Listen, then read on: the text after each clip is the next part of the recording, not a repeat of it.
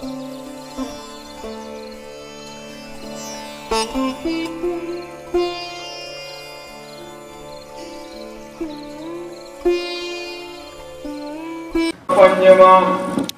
मुंडो भुल्ली नानका फिर जन्म मुयास कस्तूरी कै भूलड़ै गंदे डुम पयास पौड़ी।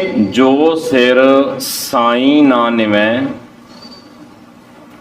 ਜਿਹੜਾ ਸਿਰ ਸਾਈਂ ਅੱਗੇ ਮਾਲਕ ਅੱਗੇ ਨਿਵਦਾ ਨਹੀਂ, ਸੋ ਸਿਰ ਦੀਜੈ ਡਾਰ। ਡਾਰ ਦਾ ਅਰਥ ਹੈ ਸੁੱਟ ਦਈਏ, ਉਹ ਸਿਰ ਸੁੱਟ ਦਈਏ ਜਿਹੜਾ ਸਿਰ ਸਾਈਂ ਅੱਗੇ ਨਹੀਂ ਨਿਵਦਾ। ਤਾਂ ਗੁਰੂ ਪਿਆਰਿਓ, ਸਰੀਰਕ ਤੌਰ ਤੇ ਉਠਕ ਬੈਠਕ ਪੂਰੀ ਦੁਨੀਆ ਵਿੱਚ ਸਾਰੇ ਧਰਮਾਂ 'ਚ ਹੀ ਹੁੰਦੀ ਹੈ, ਪਰ ਅਸਲੀਅਤ ਵਿੱਚ ਕੱਲਾ ਸਿਰ ਨਿਵਾਉਣ ਨਾਲ, ਸਰੀਰ ਦੇ ਝੁਕਾਉਣ ਨਾਲ ਸਿਰ ਨਹੀਂ ਨਿਵਦਾ। ਸਿਰ ਦਾ ਨਿਵਣਾ ਉਦੋਂ ਹੀ ਪ੍ਰਵਾਨ ਹੈ ਜਦੋਂ ਅਸਲੀਅਤ ਵਿੱਚ ਸਾਡੀ ਨੀਅਤ, ਸਾਡੀ ਸੋਚ, ਸਾਡੀ ਮੱਤ ਨਿਮ ਜਾਏ। ਜਿੰਨੀ ਦੇਰ ਤੱਕ ਸਾਡਾ ਸੁਭਾਅ, ਸਾਡੀ ਸੋਚ ਇਹ ਨਹੀਂ ਅੰਦਰੋਂ ਨਿਮਦੇ, ਜਾਂ ਅਸੀਂ ਸਿੱਧਾ ਕਹੀਏ ਕਿ ਜਿੰਨੀ ਦੇਰ ਤੱਕ ਅਸੀਂ ਮਨ ਕਰਕੇ ਨਹੀਂ ਨਿਮ ਰਹੇ, ਜਿੰਨੀ ਦੇਰ ਤੱਕ ਮਨ ਮੰਨਣ ਲਈ ਤਿਆਰ ਨਹੀਂ, ਝੁਕਣ ਲਈ ਤਿਆਰ ਨਹੀਂ, ਆਪਣੀ ਅੜੀ ਛੱਡਣ ਲਈ ਤਿਆਰ ਨਹੀਂ, ਉਨੀ ਦੇਰ ਤੱਕ ਸਰੀਰ ਦਾ ਝੁਕਣਾ ਵੀ ਸਤਿਗੁਰੂ ਨੇ ਪ੍ਰਵਾਨ ਨਹੀਂ ਕੀਤਾ। ਆਪਾਂ ਅਗਲੀਆਂ ਵਾਰਾਂ ਵਿੱਚ ਪਾਠ ਆਸਾ ਕੀ ਵਾਰ ਦੀ ਜਦੋਂ ਪਾਠ ਵਿੱਚ ਜਾਵਾਂਗੇ, ਉੱਥੇ ਸਾਨੂੰ ਇਹ ਮਿਲ ਜਾਏਗਾ, ਸੀਸ ਨਿਵਾਏ ਕਿਆ ਥੀਏ ਜਾਂ ਹਿਰਦੈ ਕਸ਼ੁੱਧੇ ਜਾਹੇ। ਜੇ ਹਿਰਦਾ ਸ਼ੁੱਧ ਨਹੀਂ, ਸਿਰ ਨਿਵਾਉਣ ਨਾਲ ਕੀ ਹੋਏਗਾ? ਇਹੋ ਜਿਹਾ ਸਿਰ ਜਿੱਦਾਂ ਦਾ ਤੂੰ ਨਿਵਾ ਰਿਹਾ, ਜੇ ਮਨ ਨਹੀਂ ਮੰਨ ਰਿਹਾ, ਹਿਰਦਾ ਸ਼ੁੱਧ ਨਹੀਂ, ਮਨ ਨਹੀਂ ਮੰਨਦਾ, ਤੇ ਮਹਾਰਾਜ ਕਹਿੰਦੇ ਇਹੋ ਜਿਹਾ ਸਿਰ ਨਿਵਾਉਣ ਨਾਲ ਕੀ ਹੋਏਗਾ? ਇਹੋ ਜਿਹਾ ਸਿਰ ਤਾਂ ਜਿਹੜੇ ਅਪਰਾਧ ਕਰਨ ਵਾਲੇ, ਜਾਂ ਸ਼ਿਕਾਰ ਖੇਡਣ ਵਾਲੇ, ਜਾਂ ਤੋਪ ਦੇ ਉੱਤੇ ਖਲੋ ਕੇ ਨਿਸ਼ਾਨਾ ਲਾਉਣ ਵਾਲੇ, ਬੰਦੂਕ ਦੇ ਰਾਹੀਂ ਨਿਸ਼ਾਨਾ ਲਾਉਣ ਵਾਲੇ ਬਥੇਰੇ ਝੁਕਦੇ ਨੇ, ਉਹ ਸਾਰੇ ਸਿਰ ਝੁਕਾ ਕੇ ਹੀ ਖੜੇ ਨੇ। ਅਪਰਾਧੀ ਦੂਣਾ ਨਿਵੇਂ, ਨਿਮਦਾ ਤੇ ਉਹ ਵੀ ਬਥੇਰਾ, ਪਰ ਹੁਣ ਨਿਮਣ 'ਚ ਫਰਕ ਪਏਗਾ ਨਾ। ਸਾਡਾ ਨਿਮਣਾ ਤੇ ਜਿਹਨੂੰ ਅਪਰਾਧੀ ਦੂਣਾ ਨਿਵੇਂ ਕਿਹਾ, ਦੋਵਾਂ 'ਚ ਅੰਤਰ ਤਾਂ ਫਿਰ ਇਦਾਂ ਹੀ ਪਏਗਾ ਨਾ, ਜਦੋਂ ਅਸੀਂ ਮਨ ਕਰਕੇ ਝੁਕਾਂਗੇ, ਆਪਣੀ ਮੱਤ ਛੱਡ ਕੇ ਗੁਰੂ ਦੀ ਮੱਤ ਨੂੰ ਗ੍ਰਹਿਣ ਕਰਨਾ, ਇਹਨੂੰ ਹੀ ਝੁਕਣਾ ਕਹਿੰਦੇ ਆ। ਇੱਕ ਵਾਕ ਵੇਖੋ ਸਤਿਗੁਰੂ ਜੀ ਦਾ, ਤੁਧਨੋਂ ਨਿਵਣ ਮੰਨਣ ਤੇਰਾ ਨਾਉ। ਤੇਰੇ ਨਾਮ ਨੂੰ ਮੰਨ ਲੈਣਾ ਹੀ ਅਸਲ 'ਚ ਨਿਵਣਾ ਹੈ, ਔਰ ਜੇ ਮੰਨਿਆ ਨਹੀਂ ਗਿਆ ਤਾਂ ਫਿਰ ਨਿਵਿਆ ਵੀ ਨਹੀਂ ਗਿਆ। ਇਹ ਸਤਿਗੁਰੂ ਜੀ ਦਾ ਬਾਣੀ ਦਾ ਫੈਸਲਾ ਹੈ। ਸੋ ਨਿਮਣ ਦਾ ਮਤਲਬ ਇਹੋ ਹੀ ਹੈ ਕਿ ਅਸੀਂ ਇਸ ਗੱਲ ਨੂੰ ਪ੍ਰਵਾਨ ਕਰੀਏ, ਤੂੰ ਸਮਰੱਥ ਵੱਡਾ, ਮੇਰੀ ਮੱਤ ਥੋੜੀ। ਜੇ ਥੋੜੀ ਆ ਤਾਂ ਫਿਰ ਇਹਨੂੰ ਛੱਡੀਏ, ਫਿਰ ਸਮਰੱਥ ਵੱਡਾ ਜੋ ਵੱਡਾ ਹੈ, ਵੱਡੇ ਦੀ ਵੱਡੀ ਮੱਤ ਨੂੰ ਜੀਵਨ ਵਿੱਚ ਲਿਆਉਣ ਲਈ ਅਸੀਂ ਯਤਨਸ਼ੀਲ ਹੋਈਏ। ਸਤਿਗੁਰੂ ਆਖਦੇ ਨੇ, ਨਾਨਕ ਜਿਸ ਪਿੰਜਰ ਮੈਂ ਬਿਰਹਾ ਨਹੀਂ। ਬਿਰਹਾ ਦਾ ਅਰਥ ਹੈ ਪਿਆਰ। ਜਿਸ ਤਨ ਵਿੱਚ, ਜਿਸ ਪਿੰਜਰੇ ਵਿੱਚ, ਜਿਸ ਪਿੰਜਰ ਵਿੱਚ ਪਿਆਰ ਨਹੀਂ, ਸਾਈਂ ਨਾਲ ਮੁਹੱਬਤ ਨਹੀਂ, ਸੋ ਪਿੰਜਰ ਲੈ ਜਾਰ। ਇਹਨੂੰ ਤਾਂ ਅੱਗ ਲਾ ਦਿਓ, ਇਹਦਾ ਫਾਇਦਾ ਨਹੀਂ। ਤਾਂ ਸਰੀਰ ਸਾਡੇ ਸਾਰਿਆਂ ਦੇ ਇੱਕੋ ਜਿਹੇ ਆ, ਸਰੀਰ ਸਾਡੇ ਸਾਰਿਆਂ ਦੇ ਇੱਕੋ ਜਿਹੇ ਕੰਮ ਕਰਦੇ ਆ। ਜੇ ਫਰਕ ਪੈਂਦਾ ਹੈ ਤਾਂ ਫਰਕ ਸਾਡੀ ਸੋਚ ਤੇ, ਸਾਡੇ ਸੁਭਾਅ ਤੇ ਪੈਂਦਾ ਹੈ। ਔਰ ਸਾਡੇ ਸੁਭਾਅ ਦੇ ਵਿੱਚ ਬਿਰਹਾ ਵਾਲਾ, ਪਿਆਰ ਵਾਲਾ ਜਿਹੜਾ ਸਤਿਗੁਰੂ ਦਾ ਬਖਸ਼ਿਸ਼ ਕੀਤਾ ਵਾਕ ਹੈ, ਉਹ ਵਸ ਜਾਏ। ਦੂਜੇ ਸ਼ਲੋਕ ਵਿੱਚ ਗੁਰੂ ਅਰਜਨ ਸਾਹਿਬ ਜੀ ਨੇ ਵਿਚਾਰ ਦਿੱਤੇ ਨੇ, ਕਹਿੰਦੇ ਮੁੰਡੋਂ ਭੁੱਲੀ ਨਾਨਕਾ, ਮੁੰਡ ਤੋਂ ਮੁੱਢ ਤੋਂ, ਜੜ ਤੋਂ, ਸ਼ੁਰੂਆਤ ਤੋਂ, ਆਪਣੇ ਮੂਲ ਤੋਂ ਭੁੱਲ ਗਈ ਆ। ਫਿਰ ਜਨਮ ਮੂਈ ਆਸ, ਵਾਰ-ਵਾਰ ਜੰਮਣ ਮਰਨ ਦੇ ਚੱਕਰ 'ਚ ਪਈ ਹੋਈ ਆ, ਭਟਕਣਾ 'ਚ ਪਈ ਹੋਈ ਆ। ਕਾਰਨ ਦੇਖੋ, ਕਸਤੂਰੀ ਕੈ ਭੋਲੜੈ, ਛਾਲ ਮਾਰੀ ਸੀ ਕਸਤੂਰੀ 'ਚ, ਖੁਸ਼ਬੂਦਾਰ ਪਦਾਰਥ ਵਿੱਚ। ਆਪਣੇ ਵੱਲੋਂ ਛਾਲ ਖੁਸ਼ਬੂਦਾਰ ਪਦਾਰਥ ਵਿੱਚ, ਕਸਤੂਰੀ ਵਿੱਚ ਮਾਰੀ ਹੈ, ਪਰ ਡਿੱਗ ਕਿੱਥੇ ਪਈ? ਗੰਦੇ ਡੁੰਮ ਪਈ ਆਸ। ਡੁੰਮ ਦਾ ਅਰਥ ਹੈ ਟੋਆ। ਗੰਦੇ ਟੋਏ ਵਿੱਚ ਜਾ ਡਿੱਗੀ ਹੈ। ਛਾਲ ਕਸਤੂਰੀ 'ਚ ਮਾਰੀ, ਡਿੱਗੀ ਗੰਦੇ ਪਾਣੀ ਦੇ ਟੋਏ 'ਚ। ਇਸੇ ਕਰਕੇ ਸਤਿਗੁਰੂ ਕਹਿੰਦੇ ਨੇ ਮੁੰਡ ਤੋਂ ਹੀ ਭੁੱਲ ਗਈ ਆ, ਭੁਲੇਖਾ ਲੱਗ ਗਿਆ, ਗਲਤੀ ਹੋ ਗਈ ਆ, ਮੂਲ ਨੂੰ ਭੁਲਾ ਲਿਆ। ਔਰ ਮੂਲ ਨੂੰ ਭੁੱਲਣਾ ਨਹੀਂ, ਮੂਲ ਆਪਣਾ ਅਸੀਂ ਯਾਦ ਰੱਖਣਾ ਹੈ। ਮੂਲ ਸਾਨੂੰ ਚੇਤੇ ਰਹੇਗਾ ਤਾਂ ਅਸੀਂ ਕੁਝ ਨਾ ਕੁਝ ਕਰਦੇ ਰਹਾਂਗੇ, ਮੂਲ ਨਾਲ ਜੁੜਨ ਲਈ ਕੋਈ ਨਾ ਕੋਈ ਉਪਰਾਲਾ ਹੁੰਦਾ ਰਹੇਗਾ। ਜੇ ਅਸੀਂ ਆਪਣੇ ਮੂਲ ਨੂੰ ਹੀ ਭੁੱਲ ਗਏ ਤਾਂ ਉਪਰਾਲਾ ਵੀ ਵਿਸਰ ਜਾਏਗਾ, ਉਪਰਾਲਾ ਵੀ ਵਿਸਰ ਜਾਏਗਾ। ਬੜੇ ਪਤੇ ਦੇ ਵਾਕ, ਬੜੀਆਂ ਪਤੇ ਦੀਆਂ ਬਾਤਾਂ ਸਤਿਗੁਰੂ ਨੇ ਸਾਡੇ ਪੱਲੇ ਬੰਨਣ ਦਾ ਇਹ ਪਰਉਪਕਾਰ ਕੀਤਾ। ਆਓ ਅਸੀਂ ਇਹਨਾਂ ਸਤਿਗੁਰੂ ਦੇ ਵਿਚਾਰਾਂ ਨੂੰ ਆਪਣੇ ਮਨਾਂ 'ਚ, ਆਪਣੇ ਹਿਰਦਿਆਂ 'ਚ ਥਾਂ ਦੇਈਏ। ਆਪਣੇ ਹੋਰ ਵੀਰਾਂ ਭੈਣਾਂ ਸੱਜਣਾ ਤੱਕ ਵੀ ਇਹਨਾਂ ਗੱਲਾਂ ਨੂੰ ਪਹੁੰਚਾਈਏ ਕਿ ਸਤਿਗੁਰੂ ਨੇ ਕਿੰਨੀਆਂ ਕਮਾਲ ਦੀਆਂ ਗੱਲਾਂ ਦਿੱਤੀਆਂ ਨੇ ਸਾਨੂੰ। ਅੱਜ ਸਾਡਾ ਸਮਾਜ ਜਿਹਨੂੰ ਤਰੱਕੀ ਕਹਿ ਰਿਹਾ ਹੈ, ਜਾਂ ਜਿਹੜੀਆਂ ਅਸੀਂ ਵਿਕਾਸ ਦੀਆਂ ਗੱਲਾਂ ਕਰ ਰਹੇ ਹਾਂ, ਅਗਾਂਹ ਵਧੂ ਹੋਣ ਦੀਆਂ ਗੱਲਾਂ ਕਰ ਰਹੇ ਹਾਂ, ਜੇ ਉਹਨਾਂ ਸਾਰੀਆਂ ਗੱਲਾਂ ਨੂੰ ਅਸੀਂ ਖੋਲ ਕੇ ਵਿਚਾਰ ਕੇ ਦੇਖੀਏ ਤਾਂ ਹੋਇਆ ਆਹੀ ਹੈ ਜਿਹੜੀ ਗੱਲ ਸਤਿਗੁਰੂ ਨੇ ਇੱਥੇ ਕੀਤੀ ਹੈ ਨਾ। ਛਾਲ ਤਾਂ ਕਸਤੂਰੀ 'ਚ ਹੀ ਮਾਰੀ ਆ, ਪਰ ਡਿੱਗ ਅਸੀਂ ਗੰਦੇ ਡੁੰਮ 'ਚ ਪਏ ਆ। ਅੱਜ ਜਦੋਂ ਸਰਕਾਰਾਂ ਚੁਣਦੇ ਇਹੀ ਕੁਝ ਕਰਦੇ ਨਾ, ਵੀ ਆਪਣੇ ਵੱਲੋਂ ਤਾਂ ਅਸੀਂ ਕਹਿੰਦੇ ਆ ਵੀ ਸਾਡਾ ਭਲਾ ਜਾਂ ਸਾਡੇ ਵਾਸਤੇ ਸਾਰਾ ਕੁਝ ਇਦਾਂ ਹੋਏਗਾ ਨਾ। ਛਾਲ ਤਾਂ ਸਾਰਿਆਂ ਨੇ ਕਸਤੂਰੀ 'ਚ ਹੀ ਮਾਰੀ ਆ, ਭਲੇ ਲਈ ਮਾਰੀ ਆ, ਵਧੀਆ ਲਈ ਮਾਰੀ ਆ, ਪਰ ਕਿਉਂਕਿ ਆਲਾ ਦੁਆਲਾ ਸਿਰ ਜੀ ਇਦਾਂ ਦਾ ਦਿੱਤਾ ਵੀ ਸਾਡੀ ਛਾਲ ਵੱਜਦੀ ਹਰ ਵਾਰੀ ਗੰਦੇ ਡੁੰਮ 'ਚ ਹੀ ਆ। ਉਹ ਤਾਂ ਜਦੋਂ ਚਿੱਕੜ ਉੱਡਦਾ ਆ, ਚਿੱਕੜ ਉਛਲਦਾ ਆ, ਚਿੱਕੜ ਦਿਸਦਾ ਆ, ਉਦੋਂ ਹੀ ਪਤਾ ਲੱਗਦਾ ਕਿ ਛਾਲ ਕਸਤੂਰੀ ਦੇ ਭੁਲੇਖੇ ਗੰਦੇ ਡੁੰਮ ਵਿੱਚ ਵੱਜ ਗਈ ਆ ਜੀ।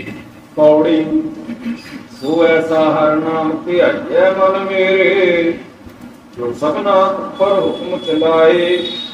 ਸੋ ਐਸਾ ਹਰ ਨਾਮ ਜਪੀਐ ਮਨ ਮੇਰੇ, ਜੋ ਅੰਤੀ ਅਵਸਰ ਲਏ ਛੁਡਾਏ। ਸੋ ਐਸਾ ਹਰ ਨਾਮ ਜਪੀਐ ਮਨ ਮੇਰੇ, ਜੋ ਮਨ ਕੀ ਕ੍ਰਿਸ਼ਨਾ ਸਭ ਭੁੱਖ ਗਵਾਏ। ਸੋ ਐਸਾ ਹਰ ਨਾਮ ਜਪਿਆ ਬੜ ਭਾਗੀ, ਸੋ ਗੁਰਮੁਖ ਨਾਮ ਸੋ ਗੁਰਮੁਖ ਨਾਮ ਜਪਿਆ ਬੜ ਭਾਗੀ। ਤਿਨ ਨਿੰਦਕ ਦੁਸ਼ਟ ਸਭ ਪੈਰੀ ਪਾਏ। ਨਾਨਕ ਨਾਮ ਰਾਜ ਸਭਨਾ ਤੇ ਵੱਡਾ, ਸਭ ਨਾਮੈ ਅੱਗੇ ਆਣ ਨਿਭਾਏ। ਸ਼ਲੋਕ ਮਹਲਾ ਤੀਜਾ। ਵੇਸ ਕਰੇ ਕਰੂਪ ਕੁਲਖਣੀ, ਮਨ ਖੋਟੈ ਕੂੜਿਆਰ। ਫਿਰ ਕੈ ਭਾਣੈ ਨਾ ਚੱਲੈ, ਹੁਕਮ ਕਰੇ ਗਾਵਾਰ। ਹਾਂਜੀ, ਜਿਹੜਾ ਪਹਿਲੀ ਲਾਈਨ ਦਾ ਪਾਠ ਅਸੀਂ ਇਸ ਸ਼ਬਦ ਵੱਲ ਧਿਆਨ ਦੇਈਏ, ਕੁਲੱਖਣੀ। ਪਾਠ ਇਹਦਾ ਕੁਲੱਖਣੀ ਹੋਏਗਾ ਕਿਉਂਕਿ ਮੂਲ ਸ਼ਬਦ ਹੈਗਾ ਲੱਛਣ। ਤਾਂ ਲੱਛਣਾਂ ਦਾ ਜਦੋਂ ਉਲਟ ਆਏਗਾ ਉਹ ਆਏਗਾ ਕੁਲੱਛਣ। ਲੱਛਣ ਮੂਲ ਹੀ ਰਹੇਗਾ, ਉਹਦੇ ਅੱਗੇ ਕੱਕਾ ਲੱਗੇਗਾ, ਕੁਲੱਛਣ। ਤਾਂ ਸਤਿਗੁਰੂ ਨੇ ਸ਼ਬਦ ਵਰਤਿਆ ਕੁਲੱਖਣੀ। ਇਹਨੂੰ ਕੁਲਖਣੀ ਨਹੀਂ ਕਰਨਾ, ਅਸੀਂ ਇਹਦੇ ਤੇ ਦਬਾ ਦੇ ਕੇ ਅਧਿਕ ਦੀ ਵਰਤੋਂ ਕਰਕੇ ਇਹਨੂੰ ਪੜ੍ਹੀਏ ਕੁਲੱਖਣੀ ਜੀ। ਗੁਰ ਕੈ ਭਾਣੈ ਜੋ ਚੱਲੈ, ਸਭ ਦੁੱਖ ਨਿਵਾਰਨ ਹਾਰ। ਲਿਖਿਆ ਮੇਟ ਨ ਸਕੀਐ, ਜੋ ਤੁਮ ਲਿਖਿਆ ਕਰਤਾਰ।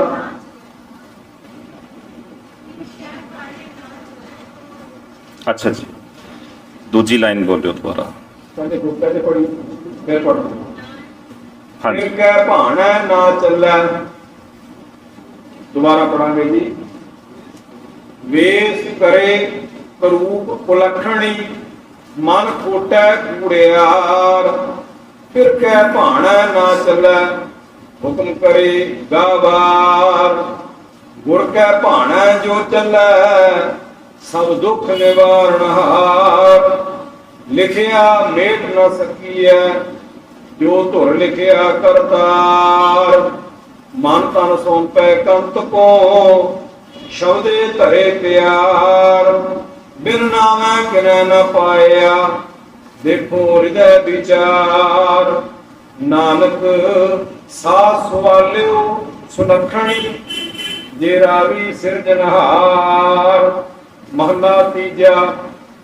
ਮਾਇਆ ਨੂੰ ਗੁਬਾਰ ਹੈ ਤਿਸ ਦਾ ਨਾ ਦਿਸੈ ਉਰਵਾਰ ਨਾ ਪਾਰ। ਮਨ ਮੁਖ ਗਿਆਨੀ ਮਹਾ ਦੁਖ ਪਾਇੰਦੇ ਡੁੱਬੇ ਹਰ ਨਾਮ ਵਿਸਾਰ। ਭਲ ਕੇ ਉਠ ਬੋ ਕਰਮ ਕਮਾਵੈ ਦੂਜੇ ਭਾਏ ਪਿਆਰ। ਸਤਿਗੁਰ ਸੇਵੈ ਆਪਣਾ ਭੋਜਨ ਉਤਰੇ ਪਾਰ। ਨਾਨਕ ਗੁਰਮੁਖ ਸੱਚ ਸਮਾਵੈ ਸਚ ਨਾਮ ਪੁਰ ਧਾਰ। ਪੌੜੀ। ਹਰ ਜਲ ਥਲ ਮਹੀਰ ਭਰਪੂਰ ਦੂਜਾ ਨਾਹੀ ਕੋਏ। ਹਰ ਆਪ ਬਹਿ ਕਰੇ ਨਿਆਉ ਕੁੜਿਆਰ ਸਰਮਾਰ ਕਢੋਏ। ਸਚਿਆਰਾਂ ਦੀ ਵਡਿਆਈ ਹਰ ਧਰਮ ਨਿਆਉ ਕੀ ਹੋਏ। ਸਭ ਹਰ ਕੀ ਕਰੋ ਉਸਤਤ ਜਿਨ ਗਰੀਬ ਅਨਾਥ ਰਾਖ ਲਈ ਹੋਏ। जयकार कियो धर्मिया का पापी को दंड दियोए। श्लोक महला तीजा। मानुख मैली कामणी कुलखणी कुनार।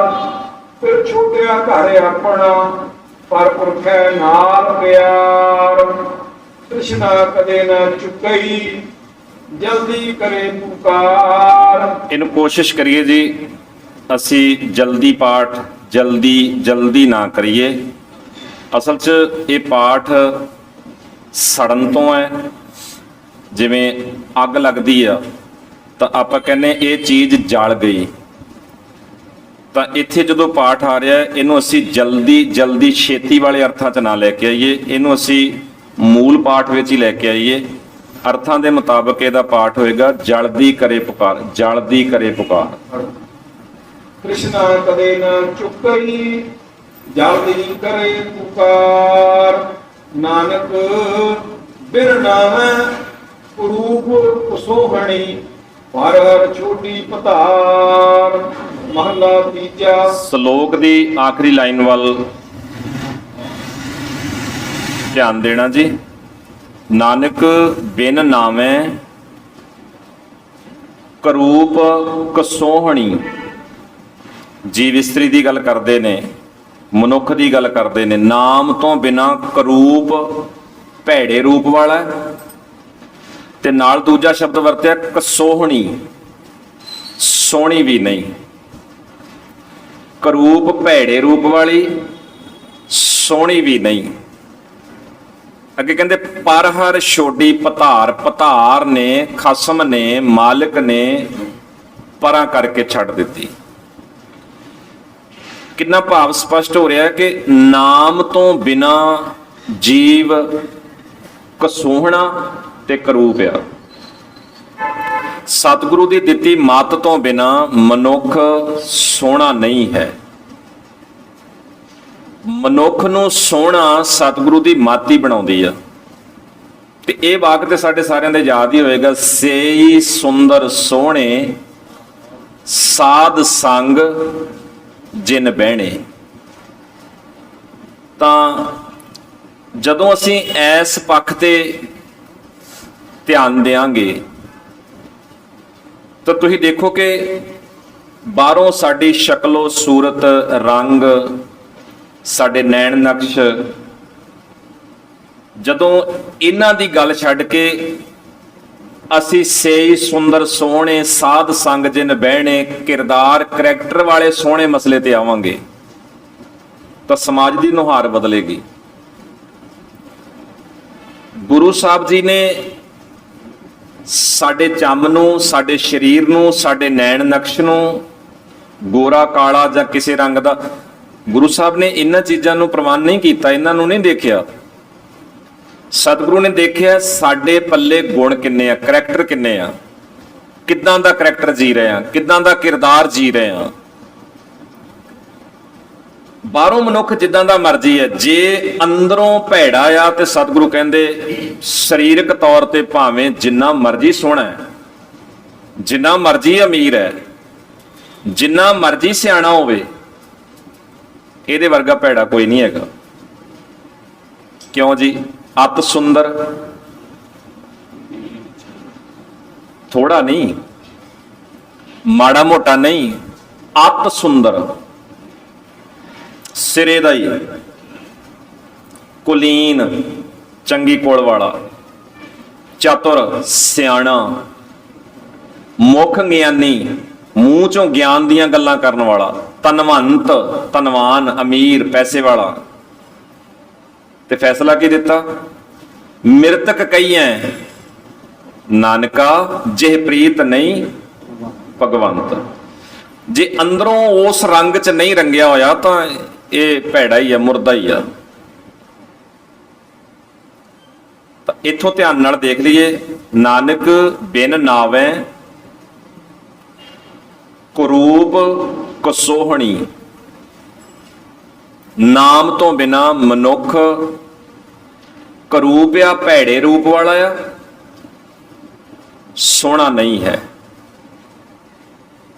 ਤਾਂ ਇਹ ਹੁਣ ਮੇਰਾ ਨਿੱਜੀ ਮਾਮਲਾ ਹੈ, ਮੈਂ ਸਤਿਗੁਰੂ ਦੇ ਸਾਹਮਣੇ ਹੋ ਕੇ ਇੱਕ ਵਾਰੀ ਦੇਖਾਂ ਕਿ ਮੈਂ ਕਿੱਥੇ ਕੁ ਖੜਾ ਆ, ਸਤਿਗੁਰੂ ਮੇਰੇ ਪ੍ਰਤੀ ਕੀ ਨਜ਼ਰੀਆ ਰੱਖਦੇ। ਸਾਡਾ ਸਾਰਿਆਂ ਦਾ ਆਪਣਾ ਆਪਣਾ ਪੱਖ ਹੈ ਨਾ, ਅਸੀਂ ਕਿਸੇ ਦੂਜੇ ਨੂੰ ਨਹੀਂ ਕਹਿ ਸਕਦੇ ਕਿ ਤੂੰ ਇਦਾਂ ਤੂੰ ਇਦਾਂ। ਸਾਡਾ ਸਾਰਿਆਂ ਦਾ ਫਰਜ਼ ਬਣਦਾ ਹੈ ਕਿ ਇਸ ਕਸਵੱਟੀ ਨੂੰ ਲਾ ਕੇ ਅਸੀਂ ਆਪਣੇ ਜੀਵਨ ਨੂੰ ਪਰਖੀਏ ਕਿ ਕਿੰਨਾ ਕੁ ਅਜੇ ਕਰੂਪ ਆ, ਕਿੰਨਾ ਕੁ ਕਰੂਪ ਆ, ਅਜੇ ਕਿੰਨਾ ਕੁ ਸਵਾਰਨ ਵਾਲਾ। ਤੇ ਵੈਸੇ ਫਿਕਰ ਕਰਨ ਦੀ ਲੋੜ ਨਹੀਂ, ਜੇ ਅਸੀਂ ਦੇਖਣਾ ਸ਼ੁਰੂ ਕਰੀਏ ਤੇ ਸਤਿਗੁਰੂ ਹਰ ਵੇਲੇ ਸਾਨੂੰ ਕਰੂਪ ਤੋਂ ਸਰੂਪ ਬਣਾਉਣ ਲਈ ਤਾਂਘ ਰਹੇ ਨੇ, ਉਡੀਕ ਰਹੇ ਨੇ। ਕਰੂਪ ਤੋਂ ਸਰੂਪ ਕਰਨ ਲਈ, ਸੋਹਣੇ ਰੂਪ ਵਾਲਾ ਕਰਨ ਲਈ ਸਤਿਗੁਰੂ ਰੋਜ਼, ਹਰ ਵੇਲੇ, ਹਰ ਪੱਖ ਤੇ ਸਾਨੂੰ ਉਡੀਕਦੇ ਆ। ਤਾਂ ਅਸੀਂ ਹੋ ਸਕਦੇ ਆ, ਇੱਥੇ ਫਿਕਰ ਕਰਨ ਦੀ ਲੋੜ ਨਹੀਂ। ਜੇ ਸਾਨੂੰ ਸਾਡੇ ਆਪਣੇ ਜੀਵਨ 'ਚ ਕੋਈ ਦਾਗ ਜਾਂ ਖਰਾਬੀ ਨਜ਼ਰ ਕਿਤੇ ਆਵੇ, ਘਬਰਾਉਣ ਦੀ ਲੋੜ ਨਹੀਂ। ਸਤਿਗੁਰੂ ਦਿਆਲੂ ਆ, ਅਸੀਂ ਆਪਣਾ ਆਪ ਸਮਰਪਣ ਕਰੀਏ, ਸਤਿਗੁਰੂ ਦਾਗ ਮੈਲ ਧੋ ਦੇਣਗੇ, ਅਸੀਂ ਸੋਹਣਿਆਂ 'ਚ ਸ਼ਾਮਲ ਹੋ ਸਕਦੇ ਹਾਂ। ਹਾਂਜੀ। ਮਹਲਾ ਤੀਜਾ। ਸ਼ਬਦ ਰਤੀ ਸੁਹਾਗਣੀ, ਸਤਿਗੁਰ ਕੈ ਭਾਏ ਪਿਆਰ। ਸਦਾ ਰਾਵੇ ਫਿਰ ਆਪਣਾ, ਸੱਚੇ ਪ੍ਰੇਮ ਪਿਆਰ। ਅਤ ਸੁਵਰਲਿਓ ਸੁੰਦਰੀ, ਸੁਭਾਵੰਤੀ ਨਾਰ। ਨਾਨਕ ਨਾਮ ਸੁਹਾਗਣੀ, ਮੇਲੀ ਮੇਲਣਹਾਰ। ਪੌੜੀ। ਹਰ ਤੇਰੀ ਸਭ ਕਰੈ ਉਸਤਤ, ਜਿਨ ਫਾਥੇ ਤੇ ਕਾਢਿਆ। ਜਿਨ ਫਾਥੇ ਤੇ ਨਾ, ਜਿਨ ਫਾਥੇ ਕਾਢਿਆ ਕਾਢਿਆ ਕਾਢਿਆ। ਹਰ ਤੇਰੀ ਸਭ ਕਰੈ ਉਸਤਤ, ਜਿਨ ਫਾਥੇ ਕਾਢਿਆ। ਹਰ ਤੁਧਨੋਂ ਕਰੈ ਸਭ ਨਮਸਕਾਰ, ਜਿਨ ਪਾਪੈ ਤੇ ਰਾਖਿਆ। ਵਾਹ। ਹਰ ਨਿਮਾਣਿਆ ਤੂੰ ਮਾਣ, ਹਰ ਢਾਡੀ ਹੂੰ ਤੂੰ ਢਾਡਿਆ। ਡੱਡਾ। ਹਰ ਨਿਮਾਣਿਆ ਤੂੰ ਮਾਣ, ਹਰ ਢਾਡੀ ਹੂੰ ਤੂੰ ਢਾਡਿਆ। ਨਹੀਂ ਅਜੇ। ਹਰ ਨਿਮਾਣਿਆ ਤੂੰ ਮਾਣ, ਹਰ ਢਾਡੀ ਤੂੰ ਢਾਡਿਆ। ਡਾਢੀ ਹੂੰ ਤੂੰ ਡਾਢਿਆ। ਡਾਢੇ ਦਾ ਮਤਲਬ ਹੁੰਦਾ ਸਖਤ, ਮਜ਼ਬੂਤ, ਜਿਹਨੂੰ ਕਈ ਵਾਰ ਅਸੀਂ ਆਪਣੇ ਸ਼ਬਦਾਂ ਵਿੱਚ ਕਹਿੰਦੇ ਆ ਕਿ ਇਹ ਬੰਦਾ ਬੜਾ ਡਾਢਾ। ਤਾਂ ਸਤਿਗੁਰੂ ਅਕਾਲ ਪੁਰਖ ਜੀ ਦੇ ਬਾਬਤ ਵੀ ਸ਼ਬਦ ਵਰਤਦੇ ਆ ਵੀ ਬਹੁਤ ਡਾਢਾ। ਜਾਨੀ ਲਿਹਾਜ਼ ਕੋਈ ਨਹੀਂ, ਲਿਹਾਜ਼ ਕੋਈ ਨਹੀਂ। ਇਹ ਆਪਣਾ, ਇਹ ਬੇਗਾਨਾ, ਇਹ ਚੰਗਾ, ਇਹ ਮਾੜਾ, ਇਹ ਅਮੀਰ ਹੈ, ਇਹ ਗਰੀਬ ਹੈ, ਕਿਸੇ ਦੇ ਉੱਤੇ ਕੋਈ ਵਿਤਕਰਾ ਨਹੀਂ, ਕੋਈ ਲਿਹਾਜ਼ ਨਹੀਂ। ਇੱਕੋ ਹੀ ਨਿਸ਼ਾਨਾ ਹੈ, ਇਦਾਂ ਦਾ ਆਹ ਗੁਣਾਂ ਵਾਲਾ ਕਰੈਕਟਰ ਹੋਣਾ ਚਾਹੀਦਾ। ਅਕਾਲ ਪੁਰਖ ਪ੍ਰਵਾਨ ਕਰਦਾ, ਉਹ ਕਿਸੇ ਵੀ ਨਸਲ ਦਾ ਹੋਵੇ, ਕਿਸੇ ਵੀ ਰੰਗ ਦਾ ਹੋਵੇ, ਕਿਸੇ ਵੀ ਥਾਂ ਦਾ ਹੋਵੇ, ਇਹ ਕੋਈ ਮਾਇਨੇ ਨਹੀਂ ਰੱਖਦਾ। ਇਸ ਮਸਲੇ ਤੇ, ਆਪਣੇ ਕਾਨੂੰਨ ਤੇ, ਆਪਣੇ ਹੁਕਮ ਤੇ ਅਕਾਲ ਪੁਰਖ ਪੂਰੀ ਤਰ੍ਹਾਂ ਡਾਢਾ ਹੈ, ਸਖਤ ਹੈ, ਉਹਦੇ ਚ ਕੋਈ ਢਿੱਲ ਨਹੀਂ ਜੀ।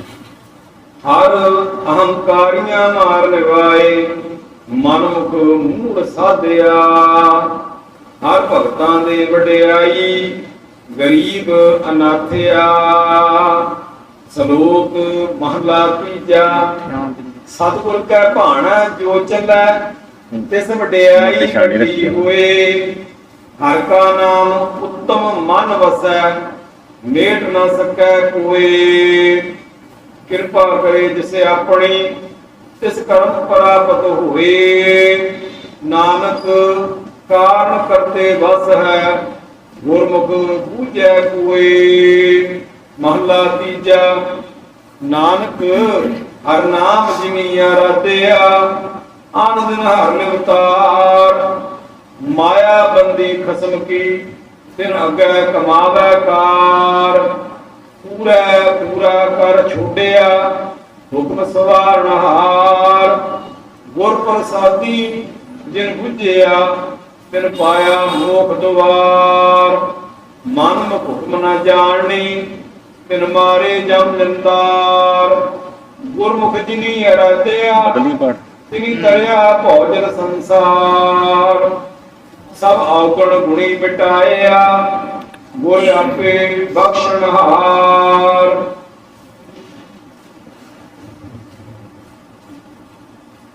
ਔਰੀ ਹਰ ਕੀ ਭਗਵਾਂ ਪ੍ਰਤੀਤ, ਹਰ ਸਭ ਕਿਛ ਜਾਣਦਾ। ਹਰ ਜੀਵਨ ਨਾਹੀ ਕੋਈ ਜਾਣ, ਹਰ ਧਰਮ ਵਿਚਾਰਦਾ। ਹਰ ਜੀਵਨ ਨਾਹੀ, ਹਰ ਜੀਵੜ ਨਾਹੀ ਕੋਈ ਜਾਣ। ਹਰ ਜੀਵਨ ਨਾਹੀ ਕੋਈ ਜਾਣ, ਹਰ ਧਰਮ ਵਿਚਾਰਦਾ। ਹਰ ਅੰਦੇਸਾ ਕਿਉ ਕੀਜੈ, ਜਾਂ ਨਾਹੀ ਅਧਰਮ ਮਾਰਦਾ। ਸੱਚਾ ਸਾਹਿਬ ਸਜ ਨਿਆਉ, ਪਾਪੀ ਨਰ ਹਾਰਦਾ।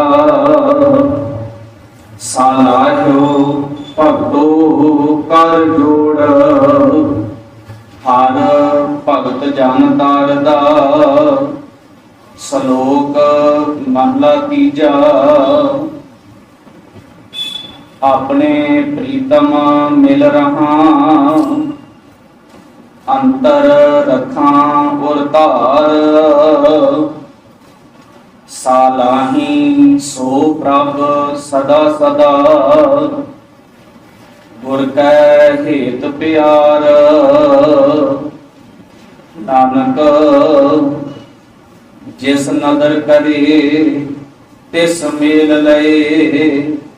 ਸਾਈ ਸੁਹਾਗਨ ਨਾਰ, ਮਹਿਲਾ ਤੀਜਾ। ਗੁਰ ਸੇਵਾ ਤੇ ਹਰ ਪਾਈਐ, ਜਾ ਕਉ ਨਦਰ ਕਰੇ।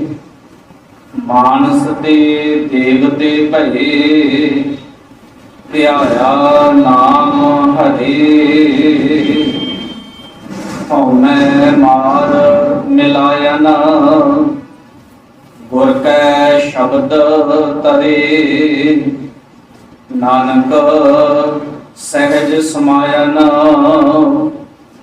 ਹਰ ਆਪਣੀ ਕਿਰਪਾ ਕਰੇ। ਪੌੜੀ ਹਰ ਆਪਣੀ ਭਗਤ ਕਰਾਏ, ਵਡਿਆਈ ਬੇਖਾਲੀਆਂ ਨਾ। ਆਪਣੀ ਆਪ ਕਰੇ ਪ੍ਰਤੀਤ ਆਪੇ ਸੇਵ ਘਾਲੀਅਨ ਹਰ ਭਗਤਾਂ ਨੂੰ ਦੇ ਆਨੰਦ ਫਿਰ ਘਰੀ ਬਹਾਲਿਅਨ ਪਾਪੀਆਂ ਨੂੰ ਨਾ ਦੇਈ ਥਿਰ ਰਹਿਣ ਚੁਣ ਨਰਕ ਘੋਰ ਚਾਲਿਆ ਨਾ ਹਰ ਭਗਤਾਂ ਨੂੰ ਦੇ ਪਿਆਰ ਕਰ ਅੰਗ ਨਿਸਤਾਰਿਆ ਨਾ ਸ਼ਲੋਕ ਮਹਿਲਾ ਪਹਿਲਾ ਕਬੁੱਧ ਡੂਮਣੀ ਕੁਦਇਆ ਕਸਾਇਣ ਪਰ ਨਿੰਦਾ ਘਟ ਚੂਹੜੀ ਮੁਠੀ ਕ੍ਰੋਧ ਚੰਡਾਲ ਕਾਰੀ ਕੱਟੀ ਕਿਆ ਕੀਐ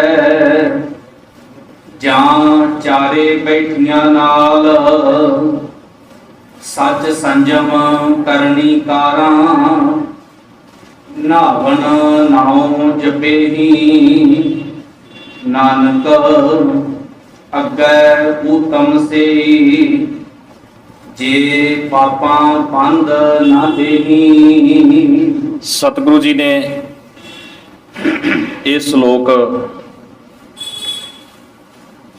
ਗੰਗਾ ਨਦੀ ਦੇ ਕੰਢੇ ਤੇ ਹਰਿਦੁਆਰ ਜਦੋਂ ਪ੍ਰਚਾਰ ਫੇਰੀਆਂ ਤੇ ਗਏ ਆ, ਸਤਿਗੁਰੂ ਜੀ ਨੇ ਇਹ ਸ਼ਲੋਕ ਉੱਥੇ ਵੀ ਵੈਸ਼ਨੋ ਪੰਡਤ ਜਿਹੜਾ ਉੱਥੇ ਬੜਾ ਬੁਰੀ ਤਰ੍ਹਾਂ ਸਤਿਗੁਰੂ ਜੀ ਨਾਲ ਪੇਸ਼ ਆਇਆ ਸੀ, ਜਿਹੜਾ ਆਪਣੇ ਆਪ ਨੂੰ ਉੱਚਾ ਮੰਨ ਰਿਹਾ ਸੀ, ਬੜਾ ਤੀਰਥ ਇਸ਼ਨਾਨੀ ਮੰਨਦਾ ਸੀ। ਉਹਨੇ ਆਪਣੇ ਬਰਤਨ ਧੋਤੇ, ਧਰਤੀ ਤੇ ਪੋਚਾ ਲਾਇਆ, ਲੱਕੜਾਂ ਧੋਤੀਆਂ, ਅਨਾਜ ਧੋਤਾ, ਪਰ ਭਾਈ ਮਰਦਾਨਾ ਜੀ ਅੱਗ ਲੈਣ ਗਏ। ਜਦੋਂ ਉਹਨੇ ਦੇਖਿਆ ਕਿ ਇਹ ਮੇਰੇ ਚੌਂਕੇ ਤੇ ਆ ਕੇ ਖਲੋ ਗਿਆ, ਚੌਂਕਾ ਪਿੱਟਿਆ ਗਿਆ,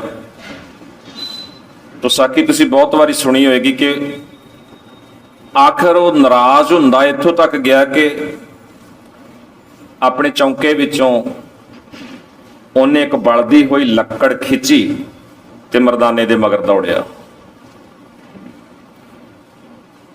ਔਰ ਗੁਰੂ ਨਾਨਕ ਸਾਹਿਬ ਨੇ ਮਰਦਾਨਾ ਜੀ ਨੂੰ ਆਉਂਦਿਆਂ ਦੇਖਿਆ ਤਾਂ ਕਹਿੰਦੇ, ਮਰਦਾਨਿਆਂ ਅੱਗ ਲੈ ਆਇਆ। ਕਹਿੰਦਾ, ਬਾਬਾ ਜੀ ਚੁੱਲ੍ਹੇ ਜੋਗੀ ਨਹੀਂ, ਆਪਾਂ ਨੂੰ ਸਾੜਨ ਜੋਗੀ ਚੁੱਕੀ ਆਉਂਦਾ।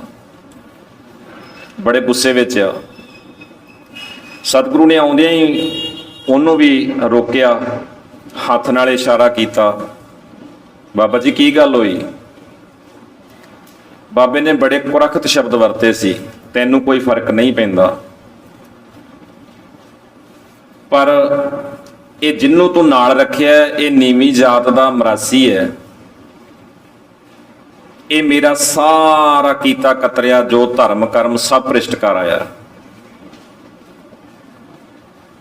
ਪਰ ਸਤਿਗੁਰੂ ਨੇ ਕਿਹਾ, ਕੋਈ ਗੱਲ ਨਹੀਂ, ਤੁਸੀਂ ਬੈਠੋ, ਆਪਾਂ ਗੱਲ ਕਰ ਲੈਨੇ ਆ, ਮਰਦਾਨਾ ਜੀ ਨੂੰ ਵੀ ਪੁੱਛ ਲੈਨੇ ਆ, ਬੈਠੋ ਤੇ ਸਹੀ, ਬਹਿ ਜਾਓ।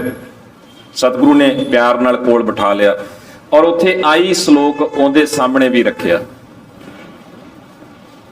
ਕਿਉਂਕਿ ਸਤਿਗੁਰੂ ਸਵੇਰ ਤੋਂ ਲਗਾਤਾਰ ਦੇਖ ਰਹੇ ਸੀਗੇ ਜਿਹੜਾ ਉਹ ਖੇਤਾਂ ਨੂੰ ਪਾਣੀ ਦੇਣਾ, ਪਰ ਉੱਥੇ ਗੰਗਾ ਦੇ ਵਿੱਚ ਖਲੋਤੇ ਕੁਝ ਲੋਕ ਜਿਹੜੇ ਉਹ ਚੜ੍ਹਦੇ ਨੂੰ ਪਾਣੀ ਵੀ, ਸੂਰਜ ਨੂੰ ਪਾਣੀ ਦੇ ਰਹੇ ਸੀ। ਸਤਿਗੁਰੂ ਸਵੇਰ ਤੋਂ ਲਗਾਤਾਰ ਵੇਖ ਰਹੇ ਸੀ ਔਰ ਸਵੇਰ ਤੋਂ ਹੀ ਇਹ ਨੋਟਿਸ ਹੋ ਰਿਹਾ ਸੀ ਕਿ ਇਹ ਜਿਹੜਾ ਬਾਬਾ ਆ ਇਹ ਬਹੁਤ ਜ਼ਿਆਦਾ ਲੋਕਾਂ ਨੂੰ ਗੁੰਮਰਾਹ ਕਰ ਰਿਹਾ, ਬਹੁਤ ਜ਼ਿਆਦੀਆਂ ਗੱਲਾਂ ਇਦਾਂ ਦੀਆਂ ਕਰ ਰਿਹਾ ਜਿਹੜੀਆਂ ਲੋਕਾਂ ਨੂੰ ਲੁੱਟਣ ਵਾਸਤੇ ਕਰ ਰਿਹਾ, ਕੁਰਾਏ ਪਾ ਰਿਹਾ ਲੋਕਾਂ ਨੂੰ। ਤਾਂ ਸਵੇਰ ਤੋਂ ਹੀ ਇਹ ਨੋਟਿਸ ਹੋ ਰਿਹਾ ਸੀ।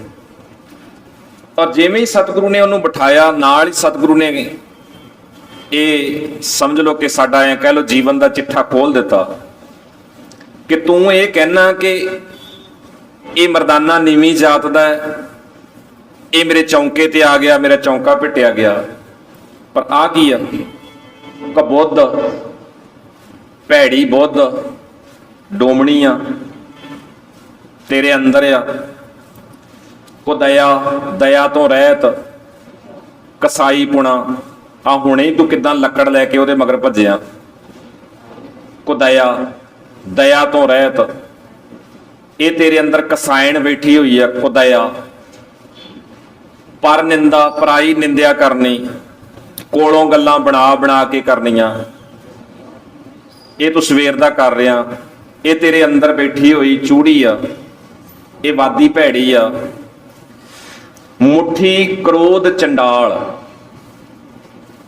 ਆ ਜਿਹੜਾ ਕ੍ਰੋਧ ਹੈ ਇਹ ਚੰਡਾਲ ਦਾ ਰੂਪ ਲੈ ਕੇ ਤੇਰੇ ਅੰਦਰ ਬੈਠਾ ਹੋਇਆ। ਕਿੰਨਾ ਤੂੰ ਉਬਲਿਆ ਹੋਇਆ ਇਹਦੇ ਮਗਰ ਭੱਜਾਂ, ਕਿੱਦਾਂ ਤੂੰ ਵਾਹ-ਵਾਹ ਬੋਲਦਾ ਹੋਣਾ। ਨਾਲ ਹੀ ਮਹਾਰਾਜ ਕਹਿੰਦੇ ਕਾਰੀ ਕੱਢੀ ਕਿਆ ਥੀਏ, ਆ ਜਿਹੜੀਆਂ ਲਕੀਰਾਂ ਖਿੱਚੀਆਂ ਤੂੰ ਚੌਂਕਾ ਬਣਾਇਆ ਵੀ ਮੇਰੇ ਇਸ ਦਾਇਰੇ ਦੇ ਵਿੱਚ ਕੋਈ ਹੋਰ ਅਨਧਰਮੀ ਜਾਂ ਕੋਈ ਨੀਵੀਂ ਜਾਤ ਵਾਲਾ ਇਦਾਂ ਦਾ ਨਾ ਆ ਜਾਏ, ਮੇਰਾ ਕੁਝ ਪਿੱਟਿਆ ਨਾ ਜਾਏ। ਤੇ ਇਹਨਾਂ ਲਕੀਰਾਂ ਕੱਢੀਆਂ ਦਾ ਕੀ ਫਾਇਦਾ ਹੈ? ਆ ਜਿਹੜੀਆਂ ਆਦਤਾਂ ਭੈੜੀਆਂ ਨੇ ਤੇਰੇ ਅੰਦਰ ਆ ਨਾ, ਤੇ ਤੂੰ ਆਪਣੀਆਂ ਆਦਤਾਂ ਆਪਣੇ ਨਾਲ ਹੀ ਲੈ ਕੇ ਚੌਂਕੇ 'ਚ ਹੀ ਬੈਠਾ ਹੈ ਨਾ। ਫਿਰ ਪਵਿੱਤਰਤਾ ਕਿੱਥੇ ਗਈ? ਪਵਿੱਤਰ ਹੋਇਆ ਹੀ ਕੁਛ ਨਹੀਂ। ਨਿੰਦਿਆ ਉਦੋਂ ਵੀ ਤੇਰੇ ਨਾਲ ਸੀ, ਭੈੜੀ ਮੱਤ ਉਦੋਂ ਵੀ ਤੇਰੇ ਨਾਲ ਸੀ, ਕੁਦਇਆ ਉਦੋਂ ਵੀ ਤੇਰੇ ਨਾਲ ਸੀ ਜਦੋਂ ਤੂੰ ਬਰਤਨ ਧੋ ਰਿਹਾ ਸੀ, ਜਦੋਂ ਚੌਂਕਾ ਲਿਪ ਰਿਹਾ ਸੀ, ਜਦੋਂ ਲੱਕੜਾਂ ਧੋ ਰਿਹਾ ਸੀ, ਜਦੋਂ ਆਪ ਇਸ਼ਨਾਨ ਕਰ ਰਿਹਾ ਸੀ, ਇਹ ਤੇਰੇ ਵਿੱਚ ਹੀ ਸਨ। ਔਰ ਦੇਖੋ ਕਿੰਨੀ ਕਮਾਲ ਦੀ ਗੱਲ, ਕਾਰੀ ਕੱਢੀ ਕਿਆ ਥੀਐ ਜਾਂ ਚਾਰੇ ਬੈਠੀਆਂ ਨਾਲ। ਹਾਂ, ਭਰਮ ਪਾਲਿਆ ਜਾ ਸਕਦਾ ਮੈਂ ਸੁੱਚਾ ਹੋ ਗਿਆ, ਮੈਂ ਪਵਿੱਤਰ ਹੋ ਗਿਆ, ਪਰ ਜੇ ਔਗਣ, ਵਿਕਾਰ, ਭੈੜੀ ਮੱਤ, ਇਹ ਆਦਤਾਂ ਮਾੜੀਆਂ ਜੀਵਨ ਦੇ ਵਿੱਚ ਹਨ ਤਾਂ ਬੰਦਾ ਕਦੇ ਵੀ ਪਵਿੱਤਰ ਨਹੀਂ ਹੋ ਸਕਦਾ। ਮਨ ਮੈਲੇ, ਬੋਲੋ ਜੀ, ਮਨ ਮੈਲੇ ਸਭ ਕਿਛ ਮੈਲਾ, ਤਨ ਧੋਤੈ ਮਨ ਅੱਛਾ ਨਾ ਹੋਏ। ਕੁਛ ਵੀ ਪਵਿੱਤਰ ਨਹੀਂ ਹੋਇਆ ਜੇ ਮਨ ਮੈਲਾ, ਤੇ ਕੁਛ ਵੀ ਪਵਿੱਤਰ ਨਹੀਂ ਹੋਇਆ, ਜਿੰਨਾ ਮਰਜ਼ੀ ਜ਼ੋਰ ਲਾ ਲਓ। ਭਰਮ ਪਾਲਿਆ ਜਾ ਸਕਦਾ ਮੈਂ ਪਵਿੱਤਰ ਹੋ ਗਿਆ, ਮੈਂ ਸੁੱਚਾ ਹੋ ਗਿਆ, ਮੈਂ ਇਦਾਂ ਕਰ ਲਿਆ, ਇਦਾਂ ਕਰ ਲਿਆ। ਹਾਂ, ਸਫਾਈ ਇੱਕ ਅਲੱਗ ਚੀਜ਼ ਹੈ, ਪਰ ਜਦੋਂ ਧਰਮ ਵਾਲੇ ਪੱਖ ਤੇ ਆਣ ਕੇ ਅਸੀਂ ਸੁੱਚਮਤਾ ਦਾ ਜਾਂ ਪਵਿੱਤਰਤਾ ਦਾ ਰੌਲਾ ਪਾਉਨੇ ਆ, ਮਹਾਰਾਜ ਕਹਿੰਦੇ ਉਨੀ ਦੇਰ ਤੱਕ ਬੰਦਾ ਪਵਿੱਤਰ ਜਾਂ ਸੁੱਚਾ ਨਹੀਂ ਮੰਨਿਆ ਜਾ ਸਕਦਾ ਜਿੰਨੀ ਦੇਰ ਤੱਕ ਅੰਦਰ ਸੱਚ ਨਹੀਂ ਆ, ਗੁਣ ਨਹੀਂ ਆ। ਜਿੰਨੀ ਦੇਰ ਤੱਕ ਔਗਣ ਬੈਠੇ ਆ ਓਨੀ ਦੇਰ ਤੱਕ ਮੈਲਾ ਹੀ ਮੈਲਾ ਹੈ। ਤੇ ਸਤਿਗੁਰੂ ਜੀ ਨੇ ਇਹ ਸ਼ਲੋਕ ਉਸ ਪੰਡਿਤ ਨਾਲ ਵੀ ਸਾਂਝਾ ਕੀਤਾ। ਮੈਂ ਕਹਿੰਦਾ ਕਿ ਸਤਿਗੁਰੂ ਜੀ ਅੱਜ ਤੱਕ 550 ਸਾਲਾਂ ਤੋਂ ਉੱਤੇ ਸਮਾਂ ਟੱਪਣ ਲੱਗ ਗਿਆ। ਹੁਣ 550 ਸਾਲਾਂ ਤੇ ਆਪਾਂ ਪਿੱਛੇ ਮਨਾ ਲਿਆ ਗੁਰੂ ਨਾਨਕ ਸਾਹਿਬ ਜੀ ਦਾ।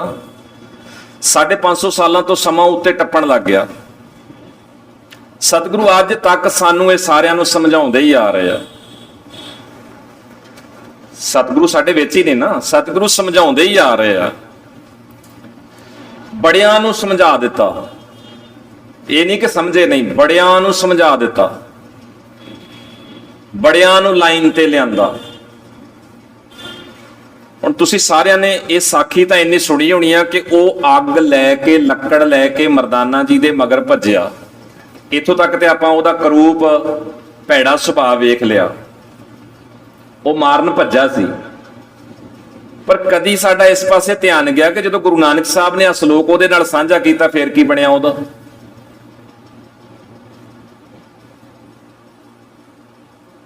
ਸੀ ਤੇ ਉੱਥੇ ਹੀ ਨਾ, ਉਸੇ ਮੇਲੇ ਵਿੱਚ ਹੀ ਸੀ, ਫੇਰ ਕੀ ਬਣਿਆ ਉਹਦਾ? ਔਰ ਅਸੀਂ ਬਾਣੀ ਦੇ ਹਜ਼ੂਰ ਬੈਠੇ ਆ, ਵਿਸ਼ਵਾਸ ਵੱਜਦਾ ਆ, ਮਨ ਇਹ ਗੱਲ ਕਹਿੰਦਾ ਆ ਕਿ ਇਹਦੇ 'ਚ ਕੋਈ ਸ਼ੱਕ ਨਹੀਂ, ਉਹ ਭੱਜਾ ਸੀ, ਉਹ ਖਰਾਬ ਸੀ। ਪਰ ਇਤਿਹਾਸ ਵੱਲ ਧਿਆਨ ਮਾਰਿਆ ਜਾਂ ਸਤਿਗੁਰੂ ਦੀ ਦ੍ਰਿੜਤਾ ਵੱਲ ਧਿਆਨ ਮਾਰਿਆ, ਸਮਰੱਥਾ ਵੱਲ ਧਿਆਨ ਮਾਰਿਆ, ਅਸੀਂ ਇਹ ਗੱਲ ਯਕੀਨ ਨਾਲ ਕਹਿ ਸਕਦੇ ਹਾਂ ਜਦੋਂ ਉੱਠਿਆ ਹੋਏਗਾ ਉਹ ਨਹੀਂ ਉੱਠਿਆ ਜਿਹੜਾ ਉਹ ਆਇਆ ਸੀ। ਇਹ ਪੱਕਾ ਆ। ਇਹ ਸਾਨੂੰ ਵਿਸ਼ਵਾਸ ਨਾਲ ਮੰਨ ਨਹੀਂ ਲੈਣਾ ਪਏਗਾ ਕਿ ਇਹ ਠੀਕ ਹੈ, ਉਹ ਆਇਆ, ਇਹ ਸਾਰਾ ਕੁਝ ਅਸੀਂ ਸੁਣੀ ਜਾ ਰਹੇ ਹਾਂ, ਇਹ ਸਾਰਾ ਕੁਝ ਪੜ੍ਹੀ ਜਾ ਰਹੇ ਹਾਂ। ਉਹ ਆਇਆ, ਲੱਕੜ ਲੈ ਕੇ ਆਇਆ, ਬੁੜਬੜਾਉਂਦਾ ਆਇਆ, ਗਾਲਾਂ ਕੱਢਦਾ ਆਇਆ, ਮੰਦਾ ਚੰਗਾ ਬੋਲਦਾ ਆਇਆ। ਗੁਰੂ ਸਾਹਿਬ ਨਾਲ ਵੀ ਉਹਨੇ ਥੋੜਾ ਜਿਹਾ ਇਦਾਂ ਤਲਖੀ ਨਾਲ ਗੱਲ ਕੀਤੀ। ਪਰ ਫੇਰ ਕੀ ਹੋਇਆ? ਜਦੋਂ ਬਿਠਾਇਆ ਸੀ ਉਦੋਂ ਬਾਅਦ ਕੀ ਹੋਇਆ? ਔਰ ਇਹ ਤਸੱਲੀ ਹੈ ਸਾਡੀ, ਜਦੋਂ ਗੁਰੂ ਨਾਨਕ ਸਾਹਿਬ ਨੇ ਕਿਹਾ ਬਹਿ ਜਾ, ਕੋਈ ਨਹੀਂ ਬਹਿ ਜਾ, ਕਰਦੇ ਗੱਲ, ਬਹਿ ਜਾ, ਪੁੱਛਦੇ ਮਰਦਾਨੇ ਨੂੰ ਵੀ।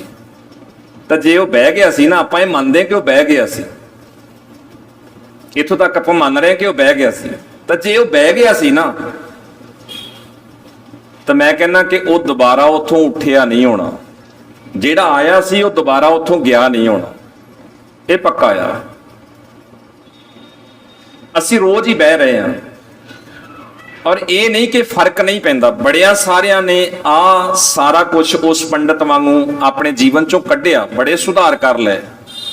ਸਾਨੂੰ ਹੋਰ ਸੁਧਾਰ ਕਰਨ ਦੀ ਲੋੜ ਆ, ਅੱਗੇ ਹੋਰ ਚੱਲਣ ਦੀ ਲੋੜ ਆ, ਅੱਗੇ ਹੋਰ ਸਾਨੂੰ ਸਤਿਗੁਰੂ ਦੇ ਨਾਲ ਕਦਮ ਮਿਲਾਉਣ ਦੀ ਲੋੜ ਆ, ਤਾਂ ਕਿ ਅਸੀਂ ਭੱਜ ਕੇ, ਸਮਾਂ ਸਾਡੇ ਕੋਲ ਘੱਟ ਹੈ ਨਾ, ਅਸੀਂ ਭੱਜ ਕੇ ਸਤਿਗੁਰੂ ਦੇ ਨਾਲ ਰਲ ਕੇ ਇਹ ਜੀਵਨ ਨੂੰ ਸਫਲ ਕਰ ਲਈਏ।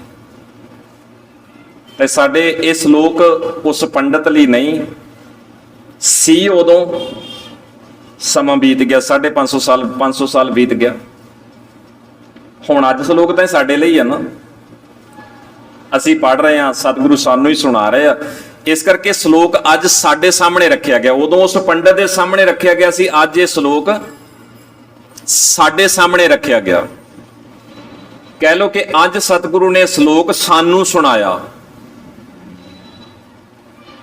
ਤਾਂ ਪੰਡਿਤ ਤਾਂ ਜਿਹੋ ਜਿਹਾ ਆਇਆ ਸੀ ਉਹੋ ਜਿਹਾ ਦੁਬਾਰਾ ਉੱਠਿਆ ਨਹੀਂ। ਅੱਜ ਸਤਿਗੁਰੂ ਨੇ ਸ਼ਲੋਕ ਸਾਨੂੰ ਸੁਣਾਇਆ, ਤਾਂ ਜੇ ਸਾਰਾ ਨਹੀਂ ਤਾਂ ਥੋੜਾ ਫਰਕ ਤਾਂ ਪੈਣਾ ਹੀ ਚਾਹੀਦਾ ਨਾ। ਅਸੀਂ ਦੁਬਾਰਾ ਸ਼ਲੋਕ ਨੂੰ ਦੇਖ ਲੈਂਦੇ ਹਾਂ ਜੀ। ਸਤਿਗੁਰੂ ਜੀ ਸਾਨੂੰ ਦੁਬਾਰਾ ਇਹ ਸ਼ਲੋਕ ਦੇ ਰਾਹੀਂ ਜੋ ਬਖਸ਼ਿਸ਼ ਕਰਦੇ ਉਹਨੂੰ ਸਮਝਣ ਦਾ ਆਪਾਂ ਯਤਨ ਕਰੀਏ। ਸ਼ਲੋਕ ਮਹਿਲਾ ਪਹਿਲਾ। ਬੁੱਧ ਟੂਮਣੀ ਖੁਦਇਆ ਰਸਾਇਣ, ਹਰ ਨਿੰਦਾ ਘਟ ਚੂਹੜੀ, ਮੁਠੀ ਕ੍ਰੋਧ ਚੰਡਾਲ, ਕਾਈ ਕੱਢੀ ਕਿਆ ਕੀਐ, ਜਾਂ ਚਾਰੇ ਬੈਠੀਆਂ ਨਾਲ, ਸਚ ਸੰਜਮ ਕਰਨੀ ਕਾਰਾਂ, ਨਾਵਨ ਨਾਮ ਜਪੇਹੀ, ਨਾਨਕ ਅੱਗੇ ਭੂਤਮ ਸੇਈ, ਜੇ ਪਾਪਾਂ ਪੰਧ ਨਾ ਦੇਹੀ। ਮਹਿਲਾ ਪਹਿਲਾ। ਕਿਆ ਹੰਸ ਕਿਆ ਬਗੁਲਾ, ਜਾਕੋ ਨਦਰ ਕਰੇ, ਜੋ ਤਿਸ ਭਾਵੈ ਨਾਨਕਾ, ਕਾਗੋਂ ਹੰਸ ਕਰੇ ਪੌੜੀ। ਕਾਂ ਤੋਂ ਹੰਸ ਸਤਿਗੁਰੂ ਕਰਦੇ ਹੀ ਆਏ ਆ ਤੇ ਕਰਦੇ ਹੀ ਰਹਿਣਗੇ। ਬਗਲੇ ਨੂੰ ਹੰਸ ਕਰਨਾ ਕਿੰਨੀ ਕੁ ਵੱਡੀ ਗੱਲ ਹੈ? ਕੋਈ ਵੱਡੀ ਗੱਲ ਨਹੀਂ। ਬਗਲਾਪਨ, ਪਖੰਡ, ਘੁੱਟ-ਘੁੱਟ ਜੀਆਂ ਖਾਵਣੇ,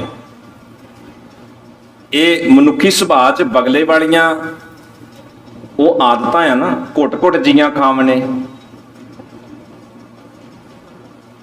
ਦੂਜਿਆਂ ਨੂੰ ਨੋਚਣਾ। ਸਤਿਗੁਰੂ ਕਹਿੰਦੇ ਕਿਆ ਹੰਸ ਕਿਆ ਬਗੁਲਾ।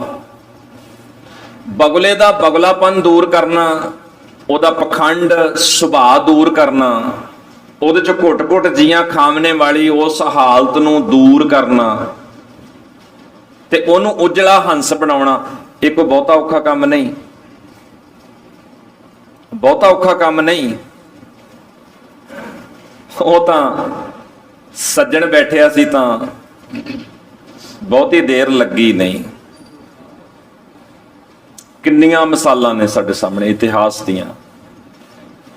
ਔਰ ਸਤਿਗੁਰੂ ਅੱਜ ਤੱਕ ਕਾਗੋਂ ਹੰਸ ਕਰੇ, ਜਿਹੜਾ ਗੰਦਗੀ ਵਿੱਚ ਮੂੰਹ ਮਾਰਨ ਵਾਲੀ ਆਦਤ ਹੈ ਨਾ ਕਾਂ ਦੀ, ਤੇ ਹਰ ਵੇਲੇ ਕਾਂ ਕਾਂ ਕਾਂ ਕਾਂ ਕਰਦੇ ਰਹਿਣਾ, ਹਰ ਵਕਤ ਇਸ ਤਾਕ ਵਿੱਚ ਰਹਿਣਾ ਕਿ ਕਿੱਥੋਂ ਟੁਕੜਾ ਮਿਲਦਾ ਤੇ ਖੋ ਕੇ ਉੱਡ ਜਾਵਾਂ।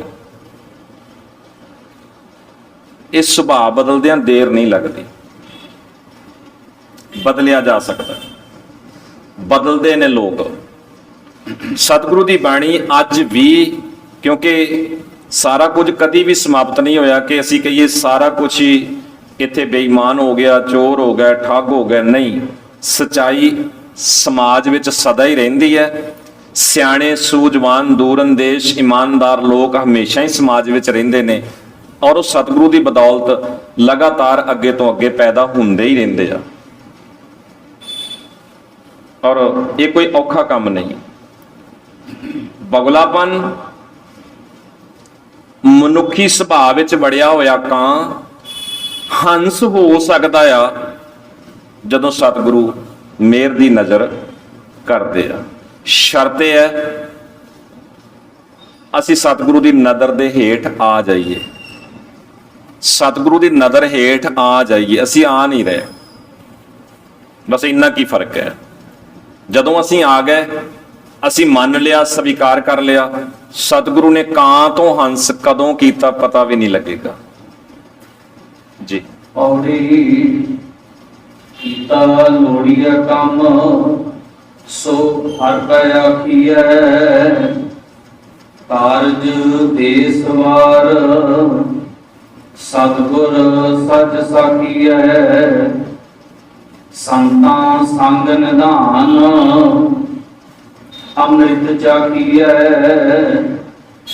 ਭੈ ਭੰਜਨ ਮਿਹਰਬਾਨ ਦਾਸ ਕੀ ਰਾਖੀਐ, ਨਾਨਕ ਹਰ ਗੁਣ ਗਾਏ ਅਲਖ ਪ੍ਰਭ ਲਾਖੀਐ। ਥੋੜਾ ਜਿਹਾ ਇਸ ਪੌੜੀ ਵੱਲ ਆਪ ਸੰਗਤ ਨੇ ਧਿਆਨ ਦੇਣਾ ਜੀ। ਕੀਤਾ ਲੋੜੀ ਹੈ ਕੰਮ, ਕੰਮ ਦੇ ਮੰਮੇ ਨੂੰ ਔਂਕੜ ਲੱਗਾ ਹੋਇਆ। ਦੂਜੀ ਲਾਈਨ ਸ਼ੁਰੂ ਹੋਏਗੀ, ਕਾਰਜ ਦੇ ਸਵਾਰ, ਕਾਰਜ ਦੇ ਜੱਜੇ ਨੂੰ ਔਂਕੜ ਲੱਗਾ ਹੋਇਆ।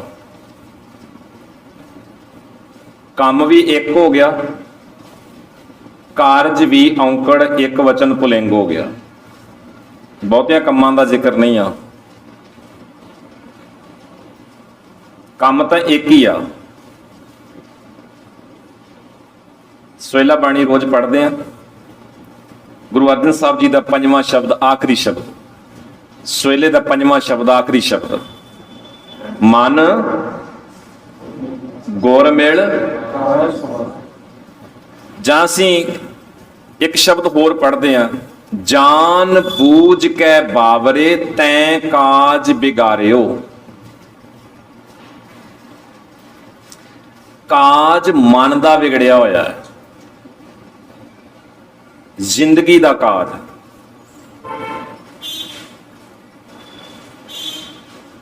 ਜ਼ਿੰਦਗੀ ਦਾ ਕਾਜ।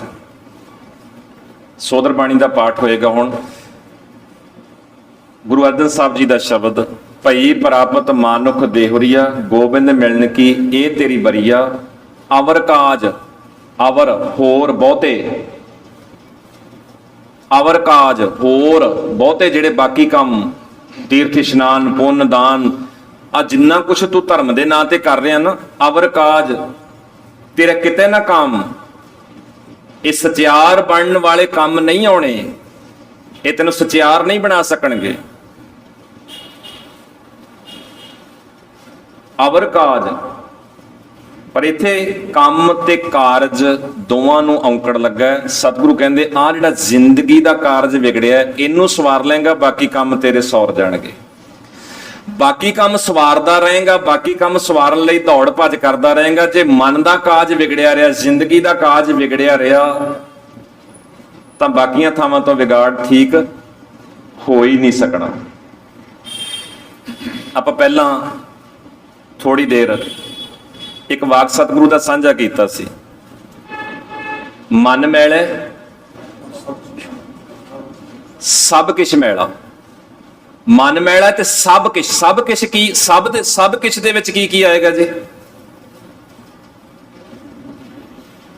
ਕੰਮ, ਵਿਹਾਰ, ਸਾਰਾ ਕੁਝ ਹੀ ਆ ਜਾਏਗਾ ਨਾ। ਤੁਰਨਾ ਫਿਰਨਾ, ਉੱਠਣਾ ਬੈਠਣਾ, ਸਾਰਾ ਕੁਝ ਹੀ ਆ ਜਾਣਾ। ਮਨ ਮੈਲਾ ਸਭ ਕਿਛ, ਤਾਂ ਗੱਲ ਤਾਂ ਬੜੀ ਦੂਰ ਰਿਸ਼ਤੇਦਾਰੀਆਂ ਤੱਕ ਚਲੇ ਜਾਣੀ ਆ। ਜੇ ਮਨ ਮੈਲਾ ਤਾਂ ਫਿਰ ਸਾਰੇ ਪਾਸੇ ਹੀ ਮੈਲ ਹੀ ਹੋਏਗੀ ਨਾ। ਜੇ ਮਨ ਦਾ ਕਾਜ ਵਿਗੜਿਆ ਤੇ ਬਾਕੀ ਕਾਜ ਸਾਰੇ ਵਿਗੜਦੇ ਹੀ ਰਹਿਣੇ ਆ, ਉੱਥੇ ਵਿਗਾੜ ਹੁੰਦਾ ਹੀ ਰਹੇਗਾ। ਜੇ ਮਨ ਦਾ ਕਾਜ ਸਵਰਿਆ, ਬਾਕੀ ਕਾਜ ਸਵਾਰਨ ਦੀ ਲੋੜ ਨਹੀਂ ਪੈਣੀ, ਉਹ ਸੌਰ ਜਾਣਗੇ, ਆਪਣੇ ਆਪ ਹੀ ਸੌਰਦੇ ਰਹਿਣਗੇ। ਧਿਆਨ ਰੱਖਿਓ, ਜੇ ਕੰਮ ਦੇ ਵੈਸੇ ਮੰਮੇ ਨੂੰ ਔਂਕੜ ਲੱਗਾ, ਇੱਕ ਵਚਨ ਪੁਲਿੰਗ ਲਈ ਸੰਕੇਤ ਆ ਰਿਹਾ, ਕਾਰਜ ਦੇ ਜੱਜੇ ਨੂੰ ਔਂਕੜ ਹੈ। ਜਦੋਂ ਅਸੀਂ ਇਸ ਪੌੜੀ ਨੂੰ ਸਾਰੀ ਨੂੰ ਪੜ੍ਹ ਵੀ ਰਹੇ ਹਾਂ ਤੇ ਸਤਿਗੁਰੂ ਨੇ ਜ਼ਿੰਦਗੀ ਸਵਾਰਨ ਲਈ ਹਦਾਇਤ ਇਹੋ ਹੀ ਕੀਤੀ ਹੈ, ਸਤਿਗੁਰ ਸੱਚ ਸਾਖੀ ਹੈ। ਸਤਿਗੁਰੂ ਦੀ ਸੱਚ ਸਾਖੀ ਨੂੰ ਜੀਵਨ ਦਾ ਆਧਾਰ ਬਣਾਈਏ, ਇਹਦੇ ਆਧਾਰ ਨਾਲ ਹੀ ਜ਼ਿੰਦਗੀ ਦਾ ਕਾਰਜ ਸਵਰਦਾ ਹੈ। ਸੰਤਾਂ ਸੰਗ ਨਿਧਾਨ ਅੰਮ੍ਰਿਤ ਚਾਖੀ ਹੈ, ਅੰਮ੍ਰਿਤ ਚੱਖ ਲੋ ਭਾਈ। ਪੈ ਭੰਜਨ ਮਿਹਰਵਾਨ ਦਾਸ ਕੀ ਰਾਖੀਐ, ਨਾਨਕ ਹਰ ਗੁਣ ਗਾਏ ਅਲਖ ਪ੍ਰਭ ਲਾਖੀਐ ਜੀ। ਸ਼ਲੋਕ ਮਹਿਲਾ ਤੀਜਾ। ਜੀਉ ਪਿੰਡ ਸਭ ਤਿਸ ਕਾ, ਸਭ ਸੈ ਦੇ ਆਧਾਰ। ਨਾਨਕ ਗੁਰਮੁਖ ਸੇਵੀਐ, ਸਦਾ ਸਦਾ ਦਾਤਾਰ। ਹਉ ਬਲਿਹਾਰੀ ਤਿਨ ਕੋ, ਜਿਨ ਧਿਆਇਆ ਹਰ ਨਿਰੰਕਾਰ। ਉਹਨਾਂ ਕੇ ਮੁਖ ਸਾਧ ਉਜਲੇ, ਉਹਨਾਂ ਨੂੰ ਸਭ ਜਗਤ ਕਰੇ ਨਮਸਕਾਰ। ਮਹਿਲਾ ਤੀਜਾ। ਸਤਿਗੁਰ ਮਿਲਿਆ ਉਲਟੀ ਭਈ, ਨਾਮ ਨਿਦ ਖਰਚਿਓ ਖਾਓ।